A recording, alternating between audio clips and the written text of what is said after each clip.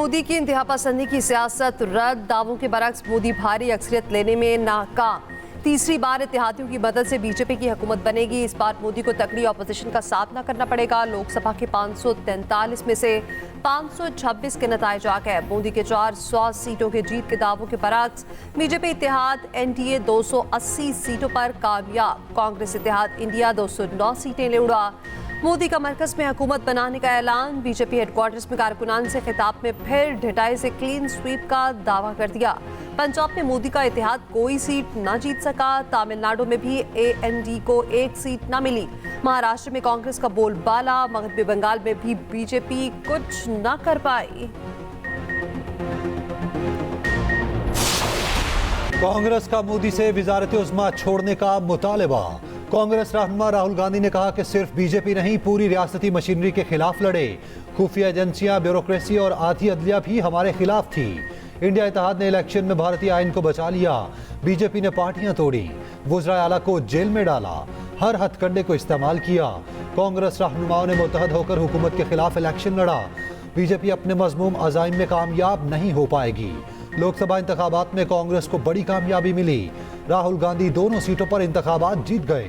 बंगाल के वज़ीर आला ममताज बनर्जी का मोदी से इस्तीफे का मुतालबा।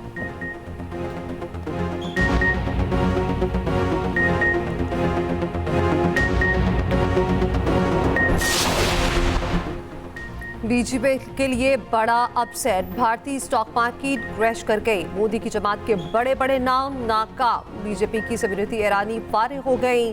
कांग्रेस रहनुमा किशोरी लाल शर्मा ने शिकस्त दी। स्मृति ईरानी ने 2019 में राहुल गांधी को शिकस्त दी थी।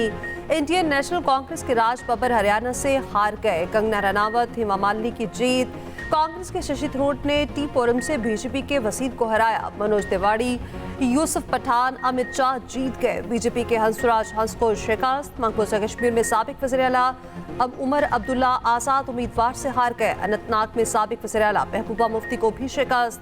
भारत में मुसलमानों का चेहरा समझे जाने वाले असदुद्दीन अवैसी की बड़ी जीत। हैदराबाद से ऑल इंडिया इत्तेहादुल मुस्लिमीन के सरबराह ने बीजेपी उम्मीदवार को 3.5 लाख वोटों से शिकस्त दी। असदुद्दीन अवैसी ने बीजेपी के बाथरूम लाल को हराया। मुतना से राम मंदिर बनाना भी मोदी को फायदा न पहुंचा सका। अयोध्या में भी बीजेपी उम्मीदवार को शिकस्त। नरेंद्र मोदी यूपी के इलाके वाराणसी से जीत गए। अगर उसको पार्टी का नहीं मिलता तो प्रिस्क्राइब सिंबल में से 67(1) ये कहता है कि कोई भी सिंबल से मिल सकता है। Would have allowed the PTI to do indirectly what it couldn't do directly. Yes.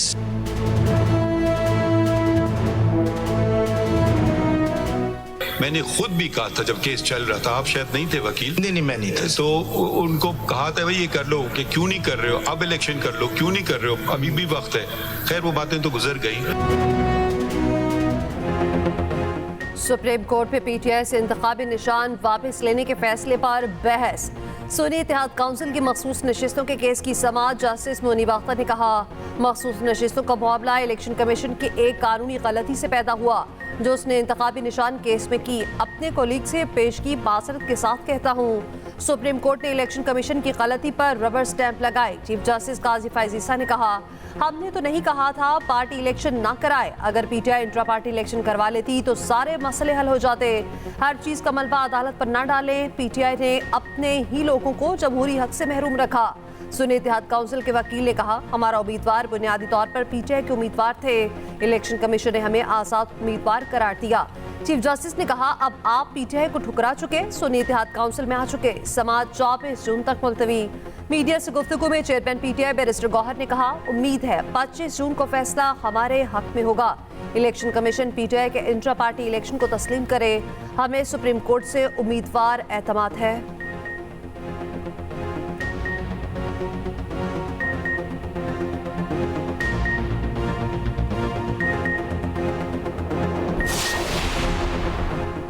KP दो हैं, एक हकीकत में, एक सोशल मीडिया पर। हमें तवानाई सोशल मीडिया पर मुखालिफिन के खिलाफ इस्तेमाल करना होगी। केपी में तालीमी निज़ाम तबाह हो चुका। गवर्नर केपी फैसल करीम कुंडी कहते हैं कि केपी में 34 में से 26 यूनिवर्सिटी के वीसी नहीं। हमारे सूबे के वज़ीर आला का ब्लड प्रेशर कम नहीं होता। फैसल करीम कुंडी की फिर अली अमीन गंडापुर को मिलने की दावत।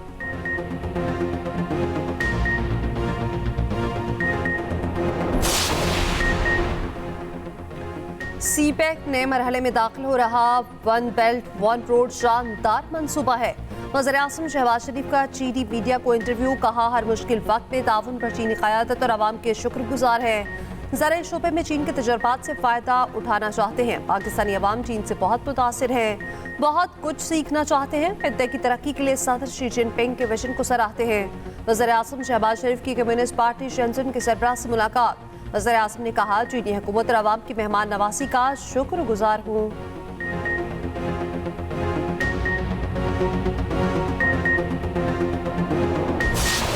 दहशतगर्दी के, गुंडागर्दी के घेराव जलाओ, लोगों के हाथ में, ये बच्चों के हाथ में पेट्रोल बॉम्ब दो, इनको जेलों में डालो, बिल्डिंगें जला दो, शुहदा की यादगारें जला दो, हुकूमत में सड़कों के ऊपर ब्लॉक कर दो, धरने दे दो। ये दिन खत्म हुए और हमेशा के लिए खत्म हुए। इंशाअल्लाह ताला इस मुल्क में तरक्की का वो दौर आएगा जो कभी रुकेगा नहीं। गुंडागर्दी, जलाओ घेराओ, पेट्रोल बम और धरनों के दिन हमेशा के लिए खत्म हो गए। बच्चों के हाथों में पेट्रोल बम, डंडे देने वाले उनके दोस्त नहीं दुश्मन हैं। वज़ीर आला पंजाब मरियम नवाज के नाम लिए बगैर पीटीआई पर तनकीद, कहा मुल्क में तरक्की का दौर आएगा जो अब कभी नहीं रुकेगा। खुशी है पाकिस्तान को इस बात का एहसास हो गया। 3 माह में महंगाई तारीख की कम तरीन सतह पर आ गई। हमने इस बार पंजाब काबीना का पैसा ज़ाया होने से बचाया। पंजाब में किसान कार्ड के रजिस्ट्रेशन का भी आगाज।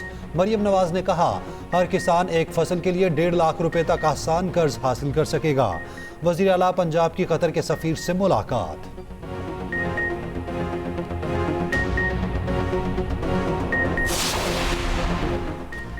दरख्त और साइन बोर्ड गिर गए। मुख्तलिफ शहरों में आंधी और तेज हवाएं, पेशावर में तेज हवाएं, रावलपिंडी में हल्की बारिश। गर्मी की शिद्दत में कमी, टीजे खान में भी बूंदा बांदी।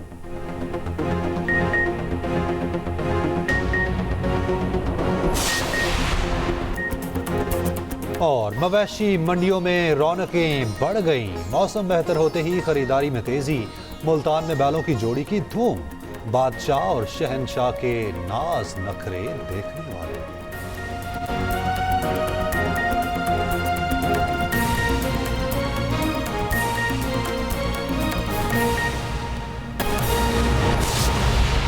किसानों ने खुद कम देखा होगा, कहानियां सुनी होगी कि चंगेज खान ऐसा था और हलाकू खान ऐसा था और हिटलर ने ये किया होगा। उसकी स्टिल तस्वीरें देखी होंगी, मगर गाजा एक ऐसी कैफियत है जिसके अंदर हमने खुद बच्चों को मरते देखा, और बच्चों की कैफियत, औरतों की कैफियत। और ताज्जुब की बात यह है जनाब, यही हमारे आपस में इंसान ऐसे ही होते हैं कि इंसान के दिल पर असर नहीं करता। अगर ताज्जुब की आप चश्मा पहन लें, चाहे वह लोकल सियासत में पहन लें, चाहे वो रिश्तेदारों के हवाले से पहन लें, चाहे मजहब के एतबार से पहन लें, तो इंसानी जुल्म और ज्यादती आसानी से नजर नहीं आता। तो मैं कल नॉर्वे, स्पेन का शुक्रिया भी अदा किया था कि उन्होंने फ़लस्तीन को एक्सेप्ट कर लिया। मैं समझता हूं कि फ़लस्तीन के मामले में हमने साउथ अफ्रीका का शुक्रिया अदा किया कि वो एक बात लेकर उठा